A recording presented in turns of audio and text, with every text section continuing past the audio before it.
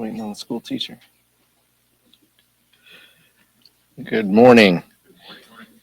The chaos and the corruption at the White House continues unabated. Elon Musk has illegal access to sensitive personal information of every taxpayer in America. He's setting his sights on cutting Social Security benefits for American seniors who have earned their benefits over a lifetime of work just so Tesla can continue to pay $0 in federal taxes. And now Donald Trump has directed him to launch a Republican war on students by dismantling the Department of Education. I'm grateful to be joined by Representative Jahana Hayes, a former teacher, former National Teacher of the Year, and Representative McDonald Rivet, former director of Michigan Head Start. President Trump and Elon Musk want to cut public education for our children and our neighborhood schools to finance a $5 trillion tax giveaway to billionaires and wealthy corporations. By eliminating the Department of Education, Republicans are sending a clear message that they don't care about our children reaching their full potential. The American people did not vote for their neighborhood schools to be closed or class sizes to be larger. They did not vote to cut special education. The Republican war on students won't lower the cost of eggs or groceries, but it will raise property taxes as the costs of Trump's education cuts will be forced onto parents and homeowners. House Democrats believe that education is the key to unlocking the American dream. Our focus is on securing the resources needed to improve public education outcome, raising test scores, and lowering dropout rates. If House Republicans won't stand up for our kids and end their war on students, then they should not ask for our votes to pass government funding bill. Now turn it over to Vice Chair Ted Lieu. Thank you, Chairman Aguilar. The Trump administration has engaged in a number of brazenly undemocratic and illegal actions, and they are losing in court. 55 lawsuits have been filed, and judges appointed by Ronald Reagan, George Bush, and Donald Trump himself have issued injunctions or temporary restraining orders against the administration's actions. For example, a judge issued a nationwide injunction against the birthright citizenship executive order, which attempted to overturn the U.S. Constitution's 14th Amendment right to birthright citizenship. A judge halted the attempted freeze of federal funding. A judge halted the attempted cuts to NIH that would have affected cancer research. A judge halted DOGE access to your private Social Security numbers, and on and on. At the same time, none of these actions by the Trump administration are lowering costs. My wife and I recently went to a grocery store. We went to get some eggs, and we can see the prices of these eggs had now jumped to about $8, but there were no eggs. The shelves are completely empty. Nothing the president is doing is trying to lower costs for the American people, and the American people are now seeing this. A recent poll showed that nearly half of the American people say their costs are actually increasing now. And so we're asking the Republicans and Donald Trump to focus on lowering costs, which they are ignoring right now. And it's now my pleasure to yield to Congresswoman Jahana Hayes, who, in addition to being an amazing member of Congress, as Chairman Aguilar had said, she was also National Teacher of the Year prior to coming in Congress. Thank you. And thank you so much for being here. The Department of Education was created by an act of Congress and can only be dissolved by an act of Congress. This administration knows that.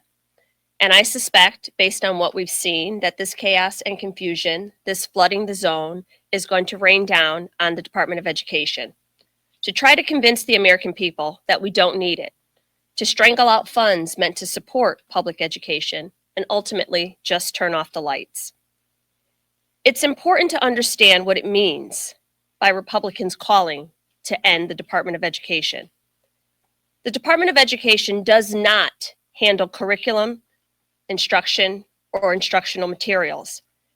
Those decisions are already made locally by state and local boards of education. But what the Department of Education does handle is civil rights protections for all students.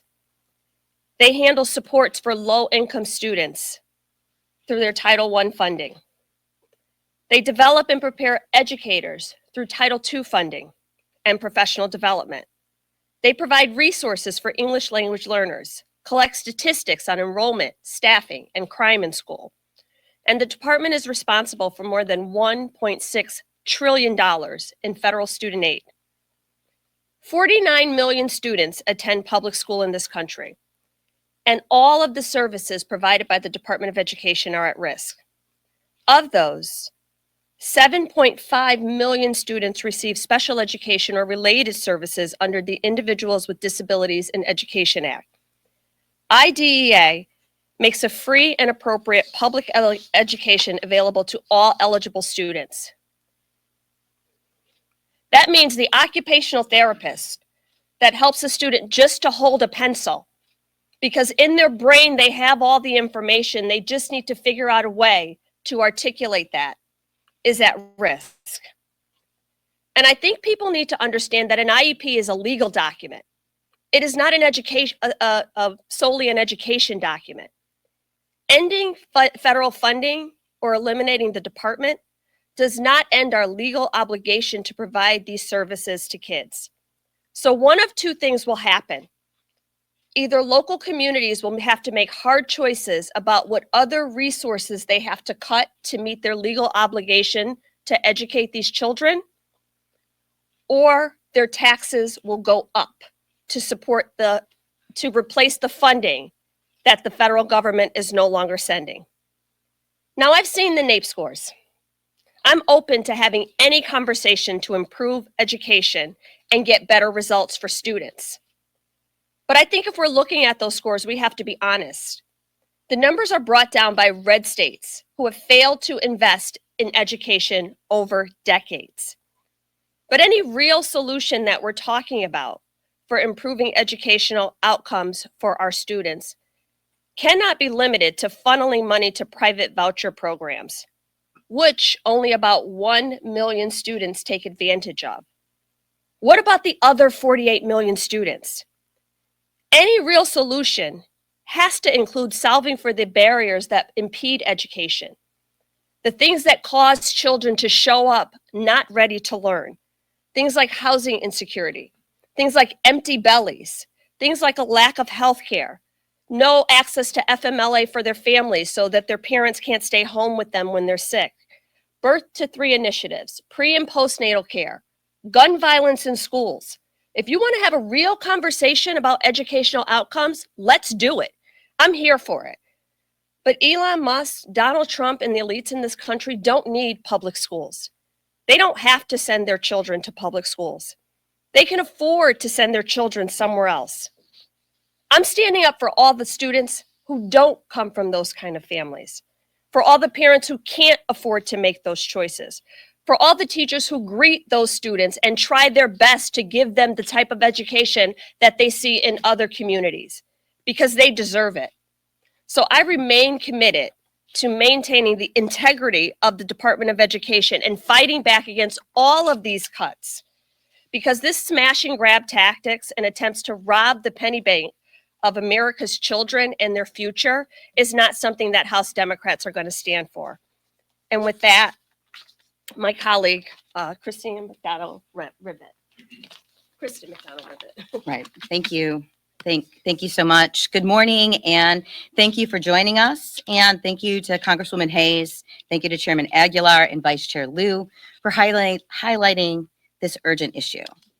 So education, specifically early childhood education, holds a really special place in my heart. First, I parented 6 kids. Second, I have a daughter who's a special education teacher, particularly in the early years, but I started my career working in Head Start.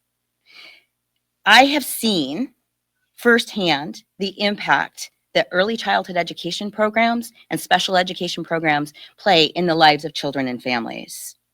I also served as the Chief of Staff at the State Department of Education in Michigan, and in the Michigan State Senate served on the K-12 Appropriations Committee and the Education Policy Committee.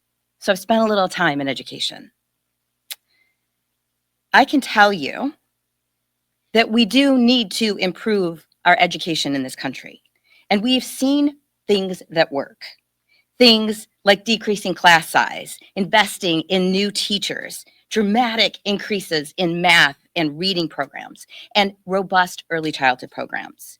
These are the kinds of things that make our schools, our families, and our kids stronger. But eliminating the Department of Education would be disastrous for our kids. Special education classes would be gutted. Our most unserved communities unable to keep school doors open. Higher property taxes across the country as local districts are forced to pay for federally mandated programming, and countless teachers losing their jobs due to a lack of funding. It's simply unacceptable. We can't go back to a time where we ignore or leave behind our most vulnerable students. As Representative Hayes said, there are roughly 7.5 million students who benefit from the Department of Education's special education programs, including students with learning disabilities, developmental delays, speech and language deficiencies, and much more. If Mr. Musk gets his way, 15% of public school students in America will not receive the programming they need to reach their full potential, and every single classroom will be disrupted. So let me say that again. 7.5 million children. What's more, state and local governments do not have the resources in place to administer these programs. I know what public school budgets look like. They do not work without federal support. If Mr. Musk slashes it, localities will be forced to cut services to kids. And let me be clear, raise your taxes to close the gaps.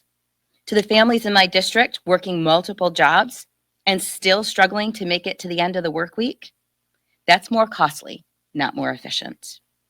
Elon Musk's plan to eliminate the Department of Education would devastate kids, schools, and communities in my district and across the country at a time that we simply cannot afford it.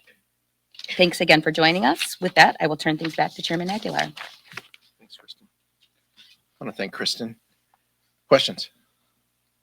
Nick? I want to ask on program planning just to follow up on what you mentioned in your remarks about Republicans asking for your votes.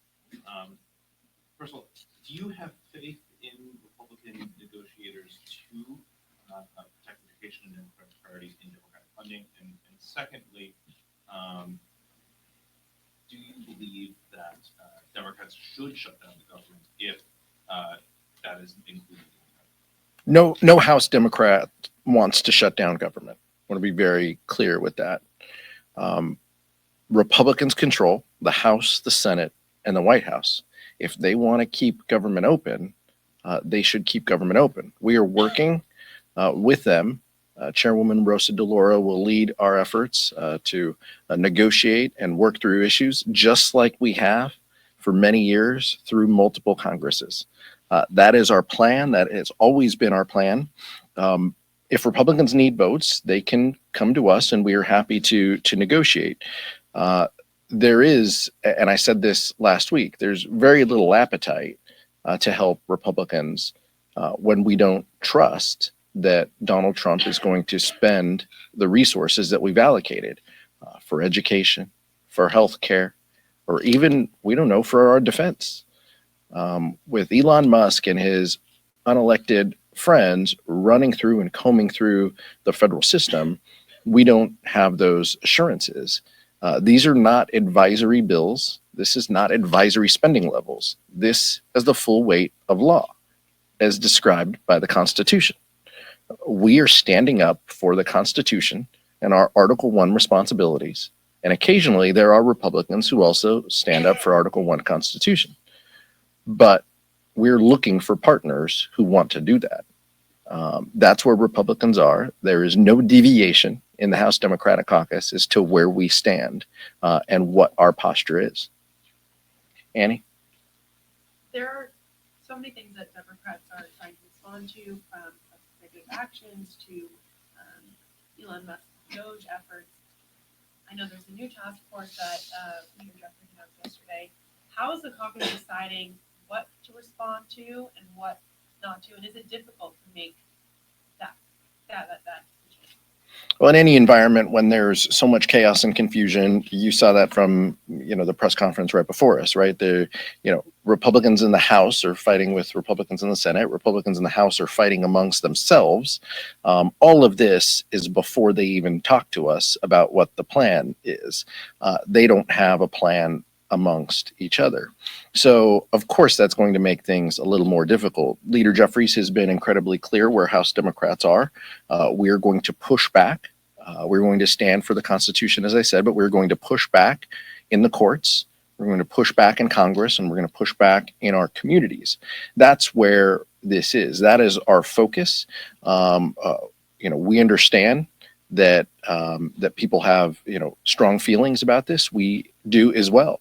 We are focused on delivering results and protecting our institutions and making life better for our communities. That's what our focus is. And as the vice chair mentioned, poll out this weekend, 66% of people don't feel that Donald Trump is doing enough to lower their costs. We are speaking to those folks. We are speaking to the gas prices, the grocery prices, the rent, and the unaffordability crisis that is out in the country. So that is our focus and our mindset, and that's how we're trying to channel our energy and efforts. But I'll yield to the vice chair too. A lot of these actions are so brazenly illegal that courts are striking them down or halting them. And these are judges, again, that have been appointed by Republican presidents, Ronald Reagan, George Bush, Donald Trump himself. And so you have a judicial branch that is simply applying the law and halting these actions. And then there's a legislative strategy that Leader Jeffries has set out, as well as a mobilization strategy. So House Democrats are engaging at all three of those strategies. Can you give more specifics on that legislative and outreach strategy that you just mentioned? So Leader Jeffries set out a initial 10-point plan, a Dear Colleague letter, and you've got some deadlines coming up. You got a March 14th funding deadline. There's appropriations, and Chairman Aguilar can speak to that, to which hopefully the Republicans will start talking to Democrats and we can keep this government funded. So we'll see what happens. I would say just briefly on the legislative piece, I mean, they haven't been able to do much. I mean, it's not like we're dealing with a dozen bills here every week. One or two bills that they already passed the rules for are coming before us. There's very little activity here. So it's a question for our colleagues on the other side of the aisle as to, legislative efforts. Michael? I wanted to follow up with Vice Chair on the judicial opinions that you mentioned. I'm curious to know if House Democrats are confident that the Trump administration will comply with these orders that are coming from judges. There have been some tweets, there have been some comments that have come from President Trump himself that suggest that they feel as though they don't have to follow orders that they don't like from judges, no matter who appoints them. So I'm curious how you all are looking at this. Are you all planning for the worst case scenario of the Trump administration to find some of these orders, or do you believe that the judicial system will hold up against some of these defiance? We understand very clearly what's in front of us, but this is very consistent. The Republican Party is no longer a party of limited government and spending less resources and local control. The Republican Party stands for, we trust the answer if it agrees, if it is decided in our favor. We saw this with the elections. We continue to see it. Donald Trump still could not say that the 2020 election was fair this weekend in an interview. They trust the election results when they win. They trust the court decision when they win. When they do not win, they want to burn it all down. That's the consistent theme of where the Republican Party is right now. So it's incredibly, frustrating, but that's where we are, and we understand very clearly the moment that we're in and the danger that they pose ahead with respect to honoring what the courts have decided. I'll yield to the vice chair, who's on the important committee here. Every president, including Donald Trump in his first term, complied with court orders. If this administration is going to start ignoring court orders, they're essentially eliminating entire judicial branch, because why even have judges if you're not going to follow their court orders. So we expect this administration to follow the court orders. And I do note that there was a recent case where the judge had said, hey, look, I issued an injunction on the funding freeze. It appears that you're not following it. What the administration came in and said is that, well, you issued under this one executive order, but not this other one. The administration did not say, we don't think you have the authority to do any of this. That's not what the administration said. And then what J.D. Vance said was just clearly insane. If he really wants to eliminate the third branch of government, I think there's going to be enormous pushback from both Republicans and Democrats. Nicole?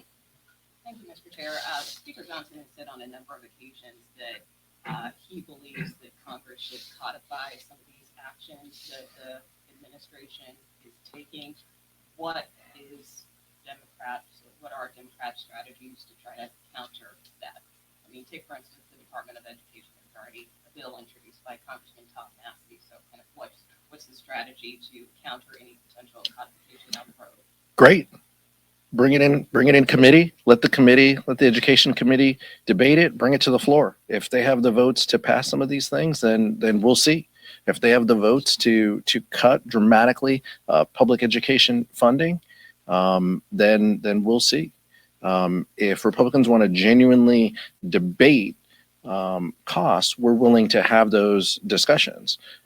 But right now we see an unwillingness, as you saw from the press conference before us. They don't know a plan. They don't have any idea when this is going to come up. So we're going to continue to focus our energy on highlighting what it is they're seeking to do here. And while we're home next week in our districts, we're going to continue to talk about Department of Education cuts. We're going to talk about cuts in our communities, cuts to healthcare that are clearly in the future. Those are the things that we will highlight to the American public and make our case to the American public that they did not elect Elon Musk to engage in taking the privacy protections away from folks, and that their focus and agenda here is to pass $5 trillion of tax cuts to billionaires and corporations at the expense of public education and healthcare in our communities. I'd like to I just want to say there's a reason why they're trying to do this the way that they're doing it and not include Congress. It's because they don't want that oversight. They don't want us to have committee hearings and be able to ask the questions. Because similar to the bill that Mr. Massey introduced, I introduced a bill to protect public education. And I think what we have to do as Democrats, like I said before, is help the American public to understand what that means. People might say we need to reduce the size of government and save money. They're not talking about saving money to put it back in the pockets of the American people. And I think as parents begin to understand, wait a minute, that means that my child won't get the services that they need, or the school around the corner is going to shut down, or we can no longer have before or after school programs. We have to start communicating with people, not about bills and titles, but this is what this means for you and your family. And I expect that as people begin to better appreciate that, there will be a public outcry. And as we've seen with just about all of the executive orders that this administration has rolled out, when public sentiment pushes back, they back down, they recoil, they backtrack their steps, they clarify what they meant. And I think this is going to be a time when the American people, not just the members of Congress or the media, the American people are going to say, we will not disinvest in public education. We will not take away opportunity for so many children. We will not eliminate Pell Grants and all of the programs that help for people from low-income communities to go to college and then go back to those communities and help out, that create a workforce that's ready for an emerging economy. I think as the American people begin to understand, oh, wait a minute, I didn't realize that's what this meant. And that's across all the departments. I think that there's going to be public outcry and pushback, and that's why they don't want to do this through the regular order and congressional processes with oversight, where we're asking the questions and they're forced to answer them. That's why they don't want to bring Elon Musk before Congress. If you are so confident in what you're doing and believe you have the support of the American people, come before the Congress and spell that out, which they're not willing to do. Maeve, then Eric. Thank you. I wanted to ask about the litigation working group that you announced yesterday. The litigation is at the forefront of Democrats' strategy, clearly. And you touched on this a little bit, but I was wondering if you could outline any changes between Democrats' legal strategy during Trump's first administration and his second administration? I'll yield to the vice chair with his judiciary background. Leader Jeffries announced this yesterday morning to the caucus, and he announced that Joe Neguse would be playing a role with this. This is, again, a collection between Jamie Raskin and the Judiciary Committee, Jerry Connolly and the Oversight Committee, and Rosa DeLauro. This was meant to serve as kind of the hub of Democratic ideas and input. And then we will communicate that out using the DPCC to get a message to our members.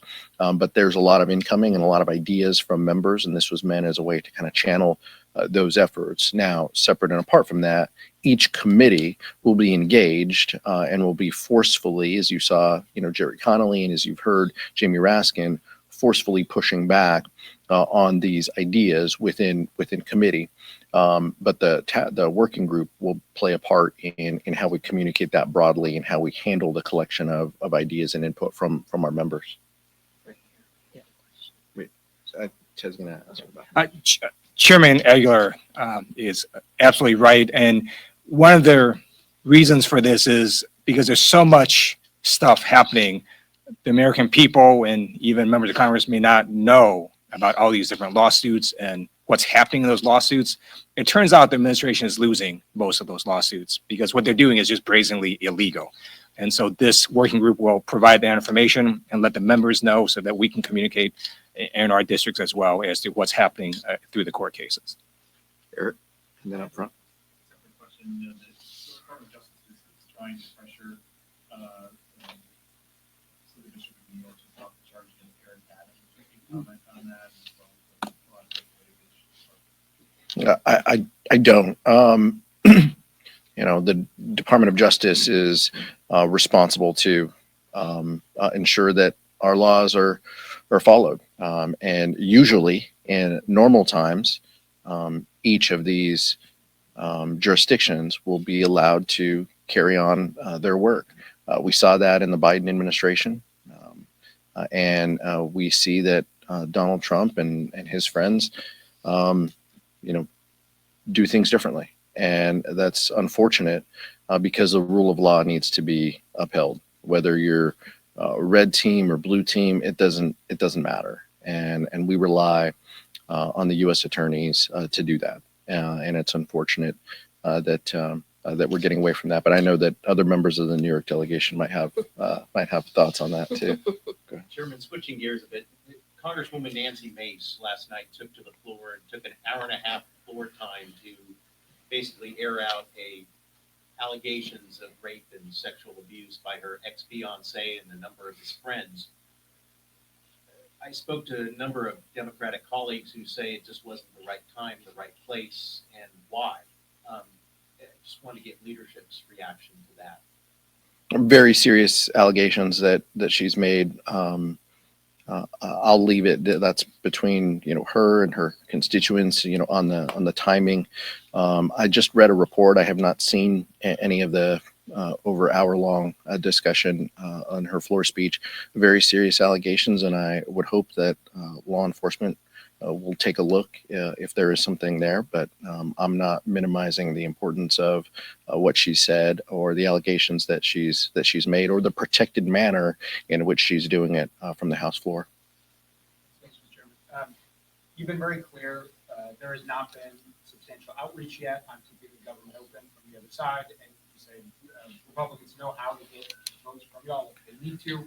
I'm just wondering what your expectation is as we get closer to tonight. Do you expect, if they do come together on a more concrete, detailed framework for a spending bill, that they will bring you in, or what is your expectation as we get closer to that deadline?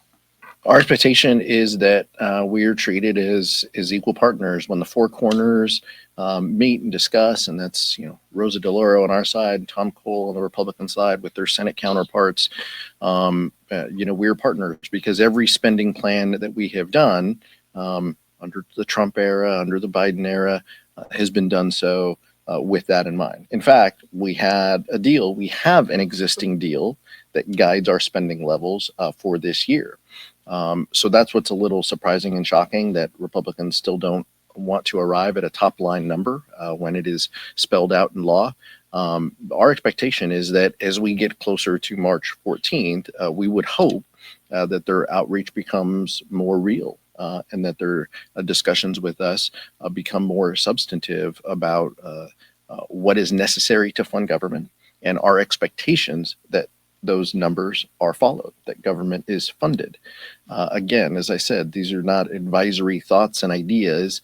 We genuinely believe that when we make a deal, just like we did in December, that deal is honored. And when we make a deal and it is voted into law, that becomes the law of the land and that those spending levels are honored.